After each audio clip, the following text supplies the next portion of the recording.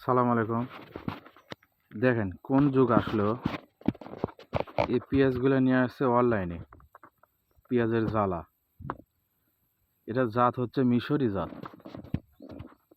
একটা করে পেঁয়াজের ওজন হবে 250 গ্রাম থেকে 300 গ্রাম। তাহলে বোঝা যাচ্ছে যে এক পেঁয়াজ হলে 2 দিন রান্না করে খাওয়া যাবে।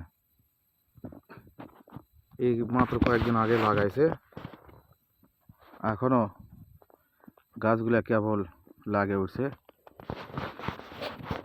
কোন যুগ আসলো ভাই! একটা পেঁয়াজ যদি 300 গ্রাম হয়, তাহলে এইটুকু জায়গা অনেক পেঁয়াজ হবে। দেখা যাচ্ছে গাছেও অনেক ঘন। এক পেঁয়াজের সাথে বড় হলে আর এক পেঁয়াজের গাও লাগা যাবে। একটা পেঁয়াজ যদি 300 গ্রাম ওজন হয়, তাহলে তো গাড়াটা অনেক ঘন হয়ে গেছে, আরো পাতলা করে গাড়ার দরকার ছিল। ধন্যবাদ।